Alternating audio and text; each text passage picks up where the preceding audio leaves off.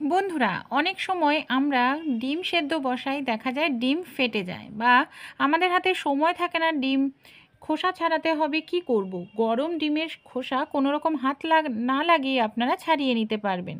যখন আপনারা ডিম সেদ্ধ বসাবেন, অবশ্যই ডিমের মধ্যে নুন আর সামান্য পরিমাণ লেবুর রস নয় লেবুর খোসা দিয়ে দেবেন। নুন দিলে ডিমটা খুব তাড়াতাড়ি সেদ্ধ হবে, ডিম ফাটবে না। লেবুর রস বা লেবুর খোসা দিলে কি হবে, যে পাত্রে ডিমটা সেদ্ধ করবেন সেই পাত্রটা কালো হবে না। এখানে আমি নুন আর লেবুর রস দিয়ে ডিমটাকে 5 মিনিট খুব ভালো করে এইভাবে ফুটিয়ে সেদ্ধ করে নিয়েছি। ডিমটা দেখেই বুঝতে পারছেন পুরোপুরি যখন সেদ্ধ হয়ে যাবে তখন আমরা গ্যাস বন্ধ করে দেব। এবার গরম ডিমের খোসা আমরা হাত না লাগিয়ে কিভাবে খুব দ্রুত ছাড়িয়ে নিতে পারবো, কোনো রকম ঠান্ডা করার প্রয়োজন নেই আমাদের ডিমের খোসা। এখানে দেখুন, আমি ডিমটাকে তো গ্যাস থেকে নামিয়ে নিয়েছি, ধোয়া উঠছে, বুঝতেই পারছেন আপনারা দেখে। এবার আমি একটি প্রেসার কুকার নিয়েছি। ডিমগুলো একটা হোক দুটো হোক যতগুলোই হোক আপনারা এইভাবে নিয়ে নেবেন। আপনারা কোনো টিফিন কৌটোও নিতে পারেন, কিন্তু টিফিন কারি নিলে কি হয়, ধরতে অসুবিধা হয়।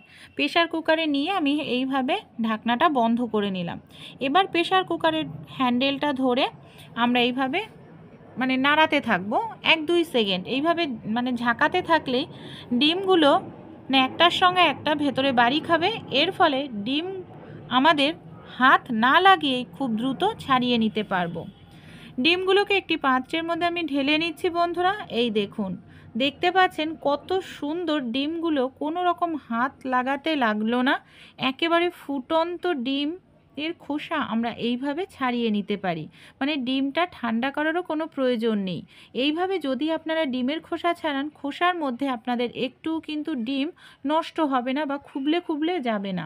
প্রত্যেকটা ডিম এরকম সুন্দরভাবে ছাড়াতে পারবেন। আর যেহেতু নুন দিয়েছিলাম এর জন্য দেখুন ডিমগুলো আমাদের সেদ্ধ হওয়ার সময় ফাটেনি।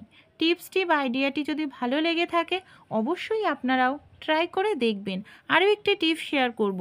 অনেক সময় যখন আমরা গোটা ডিম ভাজতে যাই বা রান্নার জন্য, ডিম তেলে দিলেই না আমাদের হাতে মুখে তেল ছিটে আসে, ডিমটা ফাটতে থাকে। তাই যখনই আপনারা গোটা ডিম রান্না করবেন, ছুরি বা খুন্তি দিয়েই হোক, ডিমের চারপাশে এইভাবে ছোট ছোট করে একটুখানি কেটে নেবেন। তাহলে কি হবে, যখন ডিমটা আপনারা তেলের ওপর দিয়ে ভাজবেন তখন তেল ছিটে আসবে না, এমনকি ডিমটা আপনাদের ফাটবে না। ছোট্ট এই টিপসটি অ্যাপ্লাই করবেন, আশা করছি বন্ধুরা আপনাদের ভালো লাগবে, এমনকি আপনাদের কাজেও আসবে।